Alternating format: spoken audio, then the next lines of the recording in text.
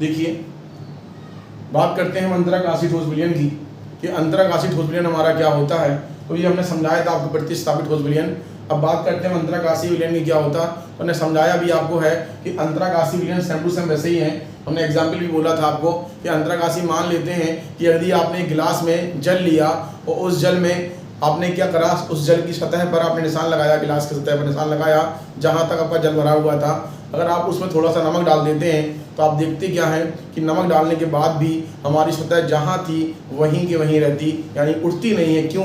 कारण यही हुआ क्योंकि जो जल है हमारा, जल के अणु जो होते हैं उनके मध्य में रिक्त माने कुछ स्थान खाली होता है, रिक्त होता है, वहीं पर हमारा NaCl नमक एडजस्ट हो जाता है, स्थान प्राप्त कर लेता है, इसलिए सतह हमारी क्या है, उठती नहीं है। वही कंडीशन यहाँ भी आती है कि अंतराकाशीय होते क्या हैं समझते हैं। जैसे मान लेते हैं ये हमारा विलायक बना लिया हमने यहाँ पर, ये हमने यहाँ पर विलायक के अणु बना लिए।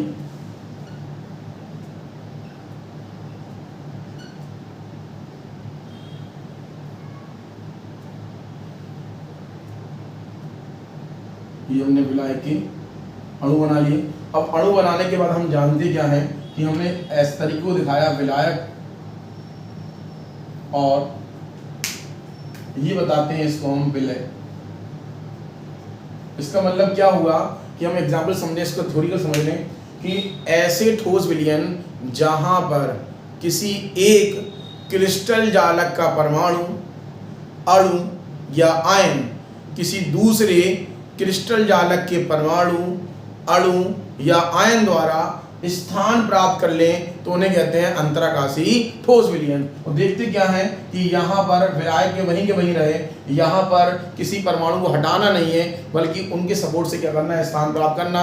हमने एग्जाम्पल से पहले समझाया था आप लोगों को, अभी हाल वाहन वाला की ट्रेन में जाए या बस में जाए, हमने बस का एग्जाम्पल समझाया था कि अभी क्या था कि अभी एक वृद्ध आया था, एक एजेड व्यक्ति आया था, बीमार व्यक्ति आया था, तो आपने उसको देखकर आप स्थान छोड़ा, आपने सीट से उठे, वो आपकी सीट पर आकर बैठा, तो वो कहलाया प्रतिस्थापी, क्योंकि उसने आपको आपके स्थान से हटाया और खुद स्थान प्राप्त कर लिया। तो मतलब यहाँ पर हुआ प्रतिस्थापन। अभी हमारे प्रतिस्थापित ठोस विलयन में आया था, समझाया था मैंने अभी। अब बात करते हैं यहाँ पे अंतराकाशीय में क्या हुआ कि वही आप फिर बैठे हुए थे।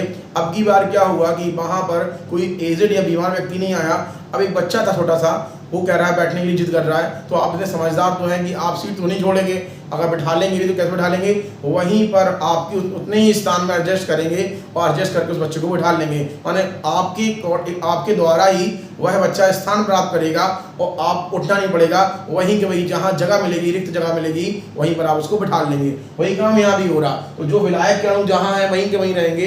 अब जो विलय हमारा आ रहा है, तो विलय जहाँ रिक्त स्थान दिख रहा है उसको, ये रिक्त स्थान दिखा, उसको यहाँ दिखा, यहाँ दिखा, तो जहाँ पर रिक्त स्थान दिखेगा हमारा वहीं पर वो स्थान प्राप्त कर लेगा। तो वही बोलते हैं इसको हम अंतराकाशीय ठोस विलयन। माने क्या कि ऐसे विलयन जहां पर किसी एक क्रिस्टल जालक का परमाणु, अणु या आयन किसी दूसरे क्रिस्टल जालक के परमाणु, अणु या आयन द्वारा स्थान प्राप्त कर ले, उसे बोलते हैं अंतराकाशीय ठोस विलयन। तो ये हमारा क्या होता है, अंतराकाशीय। तो यहाँ जहाँ विलायक वहीं के वहीं रहेगा, लेकिन जहाँ रिक्त स्थान खाली था वहां पर हमारे दूसरे क्रिस्टल के परमाणु, अणु या आयन ने स्थान प्राप्त कर लिया, तो उसे बोलते हैं अंतराकाशीय ठोस विलयन। यहाँ तक क्लियर हो गया होगा। और कुछ डिस्टर्ब हो गया था, वीडियो भी क्लोज हो गया था, इसलिए दोबारा मुझे समझाना पड़ा ये चीज। अब बात करते हैं, हम आगे बढ़ते हैं इस चीज के कि हमारे अब यहाँ ठोस विलयन हमारा हो जाता है। अब बात करते हैं हम द्रव विलयन की कि द्रव विलयन हमारा क्या होता है। समझते हैं हम द्रव विलयन को। तो द्रव विलयन हमारा होता है वो भी समझाया तभी हमने आपको भौतिक अवस्था के आधार पर 3 भागों में बांटते हैं उसको हम। द्रवीय विलयन जो था हमारा, उसको बांटते थे हम 3 प्रकार से। बड़ा इंपोर्टेंट रहेगा हमारा ये। पहला हमारा था गैस प्लस द्रव, दूसरा हमारा है द्रव प्लस द्रव, तीसरा हमारा है ठोस प्लस द्रव। ये 3 प्रकार से हमारे बताए थे हमने भौतिक अवस्था के आधार पर। ये 3 प्रकार से होता है। विलायक तो हमारा द्रवी रहेगा, लेकिन विलय हमारा गैस है, द्रव है और ठोस है। गैस विलय हमारा किसी अवस्था में हो, लेकिन विलायक हमारा द्रव अवस्था में होता है तो उन्हें कहते हैं हम ठोस द्रव विलयन। समझा चुके इससे पहले आप लोगों को। अब बात इंपॉर्टेंट हम इसलिए कह रहे हैं इस चीज़ को क्योंकि अभी समझाते हैं पूरा ग्राफ कि आखिर में हम किस प्रकार के विलयन को किस नियम से समझते हैं या कौन सा नियम किस विलयन के लिए आया था। बड़ा इंपॉर्टेंट रहेगा, कंफ्यूज नहीं रहेंगे आप इसमें। अगर ये समझ में आ जाता है आपको तो आप कंफ्यूज नहीं रहेंगे कि आखिर कौन से विलयन के लिए कौन सा नियम अप्लाई करें या कौन सा नियम किस विलयन के लिए प्रस्तुत हुआ था। तो आइए समझते हैं 1 बाय 1 कि आखिर किस विलयन के लिए हम कौन से नियम का प्रतिपादन करते हैं। तो देखो ध्यान से, अगर हम गैस विलयन जब पढ़ेंगे तो इस गैसी विलयन में अपन को पढ़ना पड़ेगा और समझाया था गैस विलयन को, गैस प्लस द्रव के विलयन को समझाने के लिए साइंटिस्ट का नाम था हेनरी। तो हेनरी ने समझाया था आखिर कि कैसे हम किसी गैस को द्रव में विलय करते हैं और कैसे हम बनाते हैं मिश्रण। तो हम यहाँ पढ़ेंगे अच्छे से हेनरी का नियम, हेनरी का नियम। इसको समझना होगा तो हेनरी के नियम को पढ़ना होगा। अब हेनरी के नियम के बाद पढ़ेंगे क्या अपन लोग, हेनरी के नियम के अनुप्रयोग, हेनरी के नियम के अनुप्रयोग कि आखिर में हेनरी का नियम कहाँ कहाँ हमारे जीवन में लागू होता है और किस तरीके से समझते हैं। बहुत कुछ जानकारी लेंगे आप कि आखिर में कहाँ कहाँ हमारा हेनरी का नियम लागू होता है। यहाँ तक कि जो हम सांस ले पा रहे हैं, ऑक्सीजन अंदर ले पा रहे हैं, ऑक्सीजन हमारी कहाँ जाती है, लंग्स में जाती है। लंग्स में कहाँ जाती है, लंग्स के माध्यम से हमारे रुधिर वाहिनियों के माध्यम से जहाँ जहाँ रुधिर बहता है हमारा वहाँ वहाँ हमारी ऑक्सीजन जाती है और यह ऑक्सीजन रुधिर में क्या हो जाती है, विलय हो जाती है, घुल जाती है रुधिर के अंदर। हमारी रुधिर हमारा लिक्विड होता है, ऑक्सीजन हमारी गैस होती है। तो यही बात हो रही है गैस प्लस द्रव की। तो अभी सांस किस तरीके से जाती है और किस तरीके से हमारी ऑक्सीजन घुलती है डिस्कस करेंगे। वो सब कुछ हमारे हेनरी ने समझाया था कि आखिर में किस तरीके से किसी गैस को हम द्रव में घोल सकते हैं। तो वहाँ पढ़ेंगे अनुप्रयोग में कि आखिर में हम कैसे सांस लेते हैं और किस तरीके से हमारी गैस होती है। इसका पढ़ेंगे इसी के अंतर्गत हम हेनरी की सीमाएं, हेनरी के नियम की सीमाएं जानेंगे हम कि आखिर कहाँ कहाँ हेनरी का नियम लागू नहीं होता और कहाँ कहाँ लागू होता है। तो इसको बोलते हैं सीमाएं। तो यहाँ जब समझ लेंगे इसको तो हमारा गैस द्रव में हो जाएगा। फिर हम बात करेंगे द्रव द्रव की। तो द्रव द्रव का नियम समझना होगा अपन लोगों को। तो वहां समझना होगा राउल्ट का नियम, राउल्ट का नियम। जब राउल्ट का नियम पढ़ेंगे हम तो राउल्ट का नियम डिपेंड करेगा दो विलयनों के लिए। एक हमारा आदर्श विलयन बनाएगा और एक होगा अनादर्श। आदर्श मतलब जहां पालन करेगा राउल्ट के नियम का वो आदर्श विलयन कहलाएगा और जो पालन नहीं करेगा वो कहलाएगा अनादर्श। तो इसको डिवाइड करेंगे हम दो भागों में, एक आदर्श विलयन में, एक आदर्श विलयन और दूसरा होगा हमारा अनादर्श विलयन, अनादर्श विलयन। अब आदर्श का मतलब राउल्ट का नियम कहलाएगा क्योंकि पालन नहीं कर रहा है इसका, तो ये स्वयं रहेगा। लेकिन अनादर्श की जब बात आएगी तो अनादर्श का मतलब ही होता है जो राउल्ट के नियम का पालन नहीं करेगा। जब नहीं करेगा तो कंडीशन तो बन के आएंगी, तो वो दिखाएगा राउल्ट के नियम से धनात्मक विचलन, धनात्मक विचलन, और यही दिखाएगा नियम से ऋणात्मक विचलन, ऋणात्मक विचलन। जब जो राउल्ट के नियम का पालन नहीं करेगा तो कहलाएगा अनादर्श विलयन, और अनादर्श विलयन होगा पालन नहीं कर रहा तो कंडीशन आएगी भी या तो वाजदाब ज्यादा आएगा या कम आएगा।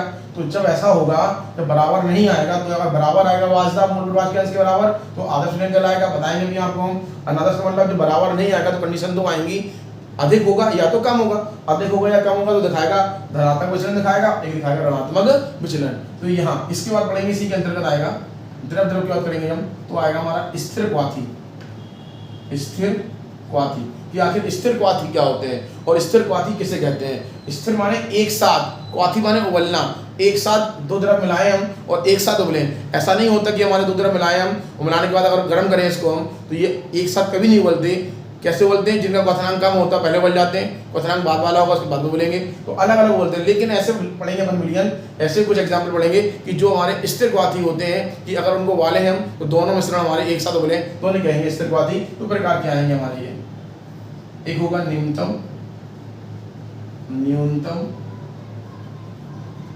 स्थिर क्वाथी और एक होगा अधिकतम, अधिकतम स्थिर क्वाथी।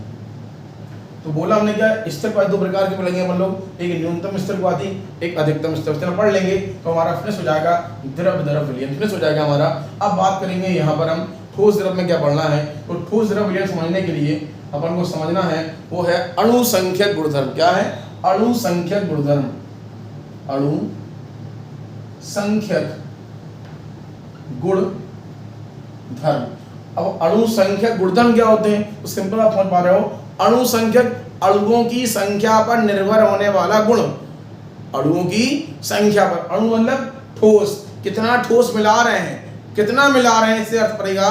किसको मिला रहे हैं इससे मतलब नहीं है, कितना मिला रहे हैं इससे मतलब होगा हमारे द्रव में अंतर आएगा, लेकिन किसको मिला रहे हैं इससे मतलब नहीं है। माने प्रकृति पर डिपेंड नहीं करता, मात्रा पर डिपेंड करता है कि किसको मिला। तो वही बोलते हैं अणु संख्यक, अणुओं की संख्या पर निर्भर होने वाला गुणधर्म। तो बात करेंगे ये गुणधर्म होते हैं मुख्यतः चार। कितने होते हैं? चार पढ़ेंगे अपन इसको। सबसे पहला हमारा जो होता है उसको बोलते हैं हम वाष्प दाब में। पहला गुणधर्म जो है वो है वाष्प दाब में आपेक्षिक अवनमन। आपेक्षिक अवनमन माने वाष्प दाब में कुछ कमी आई। अवनमन माने क्या होता है? कमी आना। किसमें? वाष्प दाब में। अभी हम जब मिलाएंगे अवाष्पीय ठोस पदार्थ किसी विलायक में, विलायक द्रव होगा, तो वाष्प दाब में क्या आएगी? कमी। समझाएंगे थोड़े अच्छे से, दैनिक जीवन में यूज करेंगे इसका हम कि कैसे कमी आती है वाष्प दाब में, ठीक है ना। अब बात करते हैं दूसरा हमारा जो होता है अणु गुणधर्म, वो होता है हमारा क्वथनांक उन्नयन। क्वथनांक उन्नयन। थर्ड पढ़ेंगे अपन लोग, तीसरा अणु गुणधर्म होता है हिमांक अवनमन। हिमांक अवनमन। और फोर्थ पढ़ेंगे अपन लोग, वो पढ़ेंगे हम परासरण दाब। परासरण दाब, ठीक है। इसके अंतर्गत बहुत चीज पढ़ेंगे अपन लोग अभी कि परासरण दाब तो पढ़ लिया, चार गुणधर्म हो गए। इसको समझने से पहले अपन पढ़ेंगे परासरण क्या होता है, विसरण क्या होता है, ये पढ़ेंगे।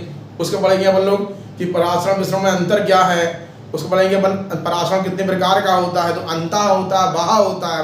फिर पढ़ेंगे अर्धपारगम्य झिल्ली क्या होती है, तो अर्धपारगम्य झिल्ली कितने प्रकार की? दो प्रकार की होती है, प्राकृतिक होती है, कृत्रिम होती है। फिर पढ़ेंगे कृत्रिम अर्धपारगम्य झिल्ली होती है वो किसने बनाई सबसे पहले, तो बनाई ट्रॉब ने। कौन सी थी? कहेंगे कृत्रिम अर्धपारगम्य झिल्ली हमारी जो होती वो कॉपर फेरोसाइनाइड थी पहले, तो समझाएंगे उसको भी हम। फिर पढ़ेंगे हम परासरण दाब हो जाएगा, परासरण दाब के नियम पढ़ेंगे। एक बॉयल का बाउंड ऑफ का नियम, चार्ल्स का बाउंड ऑफ का नियम आएगा हमारा, ठीक है। फिर हम बात करेंगे इसके बाद बाउंड ऑफ गुणांक की बात करेंगे कि बाउंड ऑफ गुणांक कब आया, क्यों दिया गया। तो जहां संगुणन होता है, वियोजन होता है, तो वहां बाउंड ऑफ ने अपना गुणांक दिया, इसको बोलते हैं बाउंड ऑफ गुणांक। फिर हम बात करेंगे यहाँ पढ़ने के बाद, फिर हम पढ़ेंगे प्रतिलोम परासरण क्या होता है या पर परासरण क्या होता है। तो परासरण का आपका उल्टा समझाएंगे, वो कहलाएगा हमारा प्रतिलोम परासरण। तब जाकर हमारा पूरा लेसन क्या होगा, फिनिश होगा। तो आपको ये 1 बाय 1 पढ़ना है आपको अंतर्गत, और इसके अंदर ही बहुत चीजें आएंगी, सब समझेंगे अपन कि इसके। लेकिन अगर आपको ये ग्राफ क्लियर नहीं होगा कि किस विलयन के अंतर्गत कौन कौन आता है, जब तक आपको डिफिकल्ट रहेगा और आप कंफ्यूज रहेंगे, तो फिलहाल इसको समझना अच्छे से है। एक बार ग्राफ समझना अच्छे से कि आखिर किस विलयन के अंतर्गत कौन सा नियम आता है और कौन से नियम में कौन कौन सी डिफिनेशन होती है और किस तरीके से उसको समझ सकते हैं। तो ध्यान रखिए, इस ग्राफ को नोट कर लें, बना लें, स्क्रीनशॉट ले लें और समझ लें कि आखिर किस के अंतर्गत हमें क्या क्या पढ़ना है। स्क्रीनशॉट ले सकते हैं आप। बढ़ते फिर इसके आगे, हम ले लिया स्क्रीनशॉट, चले आगे बढ़ते हैं। अब बात करते हैं अगली। तो यहाँ समझ लिया हमने। तो सबसे पहले हम बात करेंगे हेनरी के नियम की। हम बात करेंगे हेनरी का नियम। हेनरी का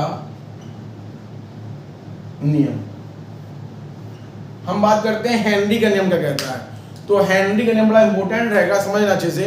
हेनरी का नियम कहता क्या है, तो हेनरी ने सिंपल कहा कि किसी स्थिर या निश्चित ताप पर किसी गैस का जो आंशिक दाब होता है उस गैस के मोल प्रभाज के समानुपाती होता है। मतलब ये जो P होगा वो उसके मोल प्रभाज के, X होता है प्रभाज, G लिखा गैस का मोल प्रभाज के क्या होता है, समानुपाती होता है। ये कहा हमारे हेनरी ने। क्या कहा कि यदि किसी भी या निश्चित ताप पर या स्थिर ताप पर किसी गैस का जो आंशिक दाब होता है, किसी गैस का जो आंशिक दाब होता है वो उस गैस के मोल प्रभाज के समानुपाती होता है, इसे कहते हैं हेनरी का नियम। अब समझाना क्या चाह रहे थे, ये समझो ध्यान से कि समझाना चाह क्या रहे थे वो, इक्वल KH इंटू एक्स जी।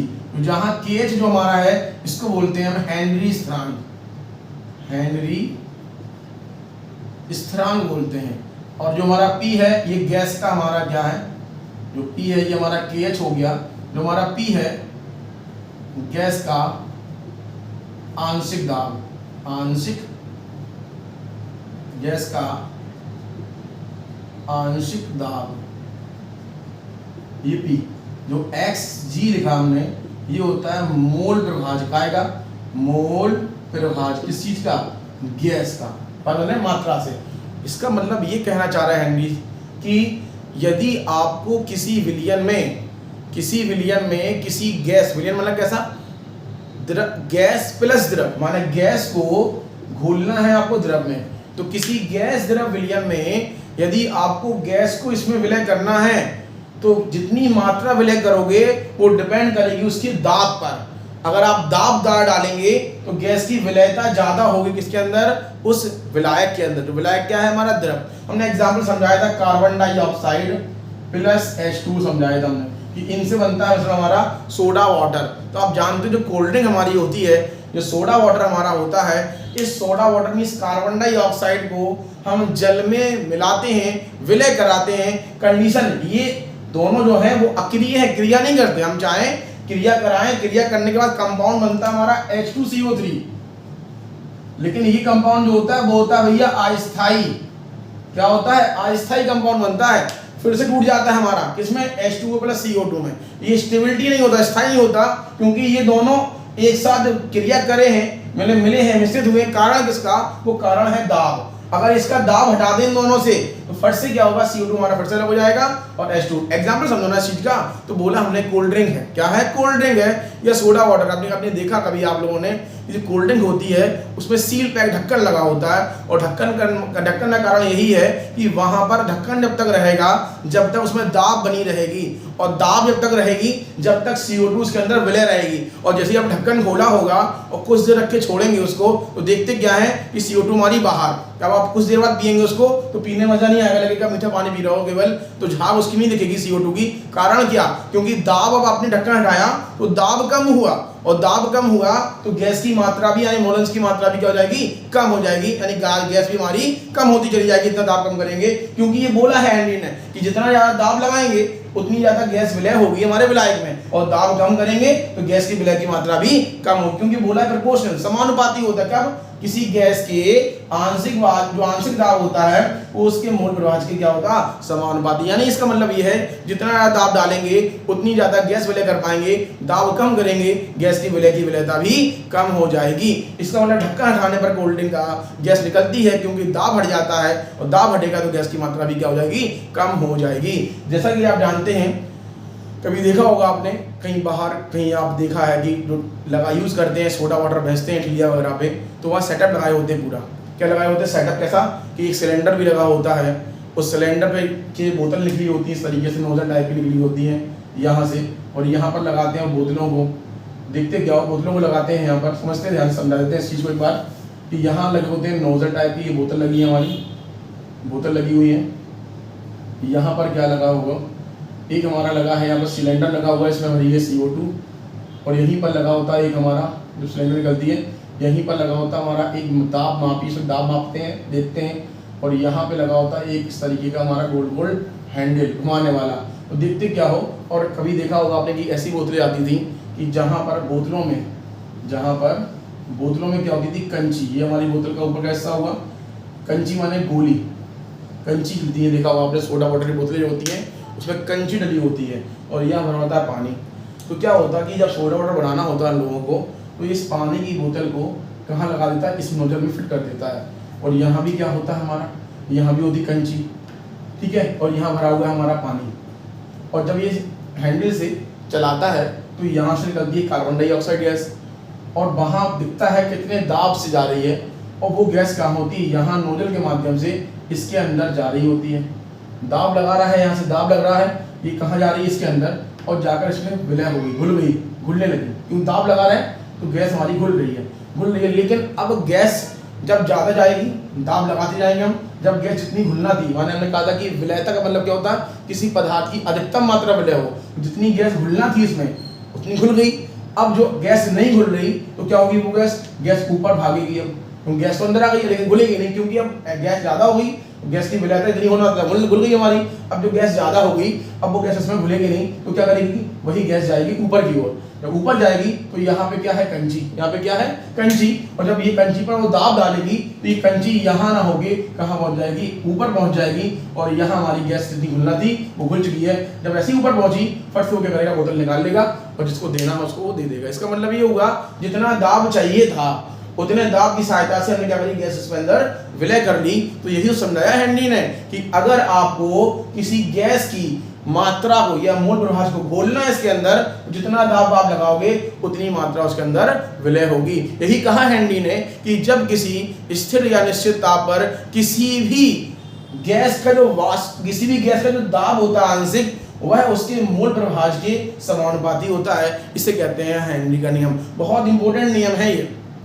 इसके माध्यम से आप जान पाएंगे किसी गैस को कैसे घोलते हैं। भी समझाएंगे आपको अनुप्रयोग के बारे में कि अनुप्रयोग क्या क्या इसका होता है और कहाँ कहाँ यूज करते हैं। यहाँ तक कि आपने सुना होगा, जानते भी अपन लोग हैं कि जो हम सांस भी ले पा रहे हैं और सांस जो अंदर हमारी ऑक्सीजन जा रही है, घुल रही है, इसके कारण भी यही है कि हमारे ऊपर एक दाब लगता है जिसको बोलते हैं वायुमंडलीय दाब, एटमॉस्फेयर जिसको बोलते हैं हम। ये दाब ना लगे तो हमारे अंदर हम ऑक्सीजन अंदर ऑक्सीजन लेकर उसको विलय नहीं कर पाएंगे। तो हम बात करते हैं यहाँ पे, समझते हैं, इसके बाद हम समझेंगे कि आखिर में अनुप्रयोग क्या होता है। बड़े अच्छे से आप जानकारी लेंगे और बहुत कुछ नॉलेज ले लेंगे कि आखिर में हम किसी भी चीज के अंदर गैस को विलय करेंगे तो उसका कारण कब होता, कैसे विलय होती है, तो सीखेंगे हम अनुप्रयोग में, जानेंगे आखिर हमारे जीवन में हेनरी का नियम कहाँ यूज होता है। मिलते हैं अगले लेक्चर के साथ। नमस्कार।